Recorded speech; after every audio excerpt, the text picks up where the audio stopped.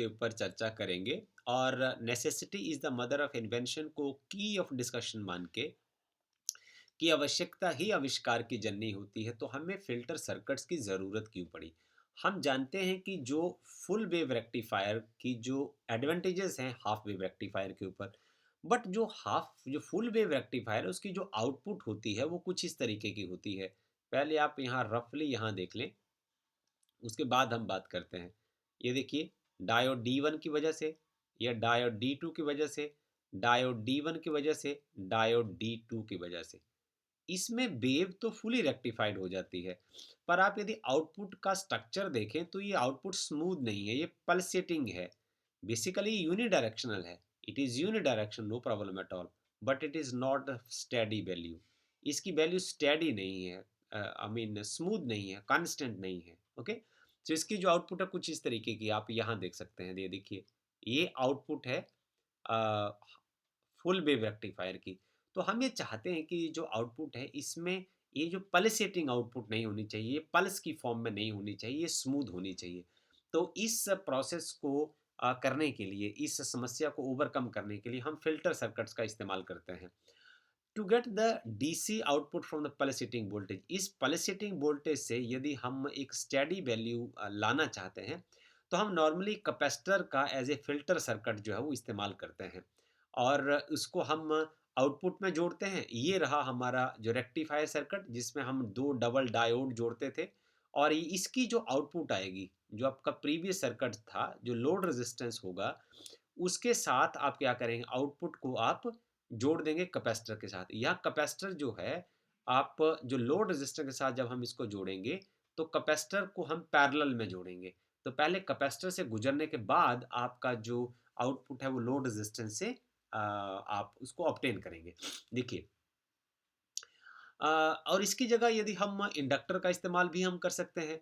जैसे हम कैपेसिटर को लोड रेजिस्टेंस से पैरेलल जोड़ते हैं, उसी तरीके से यदि आप मान लो दूसरा जो फ़िल्टर होता है वो इंडक्टर फ़िल्टर होता है। तो इंडक्टर फ़िल्टर यदि आप इस्तेमाल करना चाहते हैं तो आपको सीरीज़ में यहाँ जोड़ना पड़ेगा। तो इसका मैं रफ़ आइडिया आपको यहाँ बता देता हूँ कि यदि आप इंडक्टर को इस्तेमाल करना चाहते हैं, तो आपका स्ट्रक्चर डायग्राम कुछ इस तरीके का होगा। ये रेक्टिफायर हो गया, और ये जो आपकी आउटपुट होगी, आप यहाँ इंडक्टर लगा देंगे और इस पॉइंट के ऊपर आप आगे लोड रेजिस्टेंस जोड़ देंगे।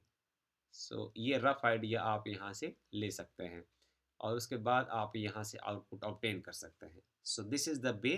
ये रहेगा आपके पास इंडक्टर फ़िल्टर। पर एनसीईआरटी ने सिर्फ टॉपिक ऑफ डिस्कशन में सिर्फ कैपेसिटर एज ए फ़िल्टर का टॉपिक ऐड किया, इसलिए हम इसी के ऊपर चर्चा को सीमित रखेंगे।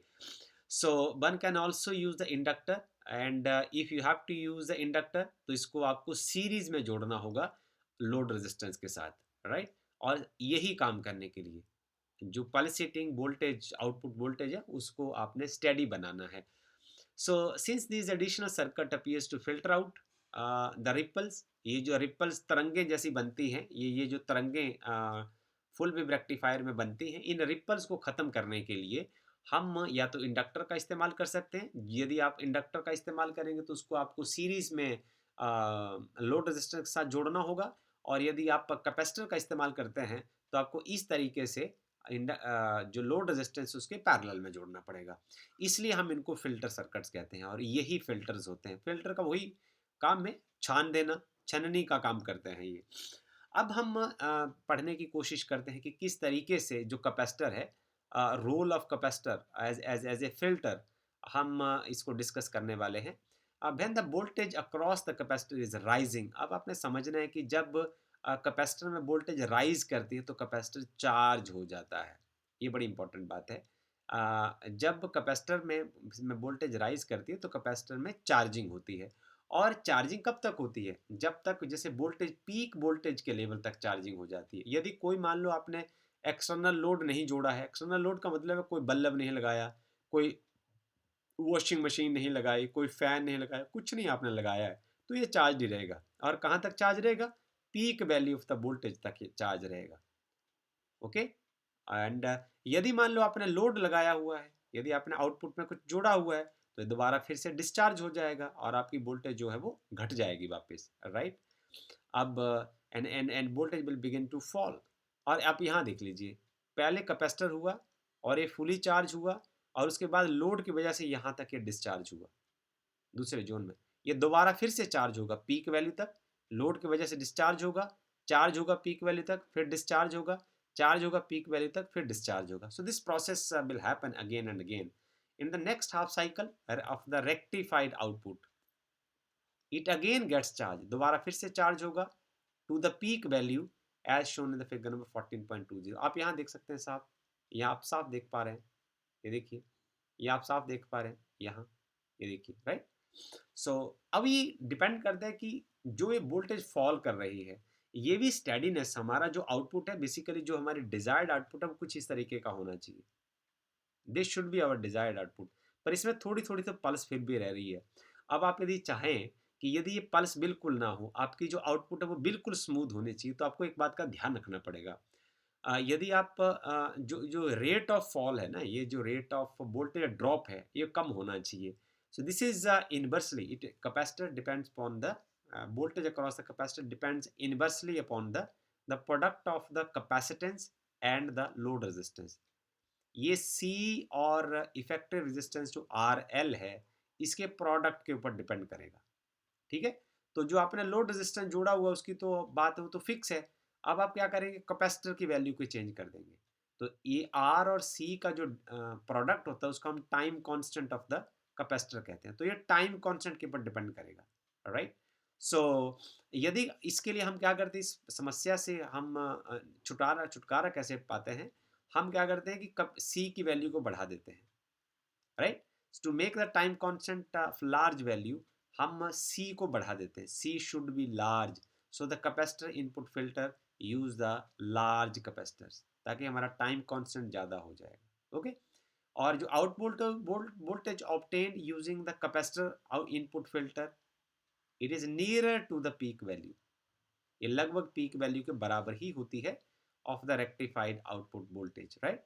सो this type of filter is most widely used in the power supplies. इस ज़्यादा पावर सप्लाईज में जो रिपल्स को रिड्यूस करने के लिए हम कैपेसिटर फिल्टर का ही इस्तेमाल करते हैं। यदि आप इसको एज ए मैथमेटिशियन एक इसका मैथमेटिक्स से समझना चाहते हैं, तो हम इसका एक्सप्लेनेशन यहाँ दे देते हैं जो एनसीईआरटी में अवेलेबल नहीं है। उन्होंने शायद ज़रूरत समझी भी नहीं है, और मुझे लगता है कि जो एनसीईआरटी की एक्सप्लेनेशन है वो इनफ है, पर फिर भी मैं आपके साथ इसकी चर्चा जारी रखता हूँ। यदि फॉर एग्जांपल आप इंडक्टर को एज ए फिल्टर इस्तेमाल करते हैं, तो आप जानते हैं कि इंडक्टर जो इंडक्टिव रिएक्टेंस होता है, ये आपने ऑलरेडी पढ़ रखा है प्रीवियस वीडियोस में। तो इंडक्टिव रिएक्टेंस जो एक्सएल होता है वो एल ओमेगा के बराबर होता है, right. So omega is equal to 2 pi nu, this is what you know about this, right.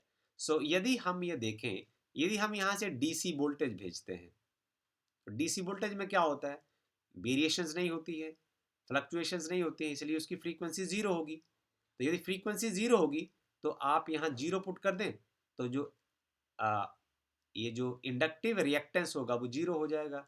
इसका मतलब जो इंडक्टर होगा वो डायरेक्ट करंट को तो जाने देगा, पर एसी में क्या होगा, जो फ्रीक्वेंसी की जो वैल्यू होगी वो फाइनाइट होगी, और फाइनाइट वैल्यू होने से जो एक्सएल की वैल्यू, देखिए फाइनाइट वैल्यू आप यहाँ पुट करेंगे तो एक्सएल की वैल्यू कोई फाइनाइट आ जाएगी।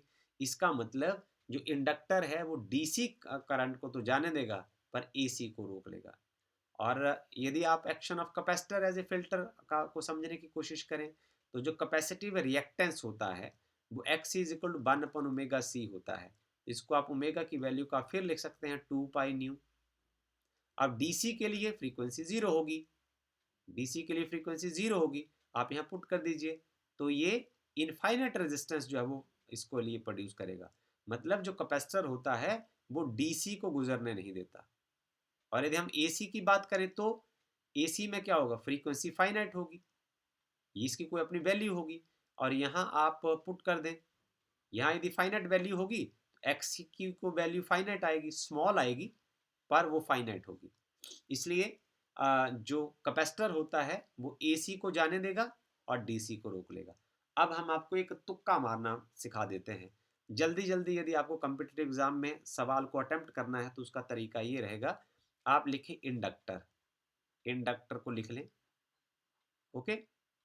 अब इसके स्पेलिंग्स में डीसी है, डी और सी है, तो जिसके और यहाँ आप देखें कैपेसिटर, कैपेसिटर, ओके, इसके बीच में ए और सी है। तो जिसके स्पेलिंग में जो आपको अल्फ़ाबेट्स मिल जाएँगे, उसको वो जाने देगा और दूसरे को रोक लेगा। तो इंडक्टर में डीसी है, डी और सी है, ये डीसी को जाने देगा, एसी को रोक लेगा। कैपेसिटर में ए और सी है, ये एसी को जाने देगा, डीसी को रोक लेगा। तो ये these are tricks to remember the things in a fast mode.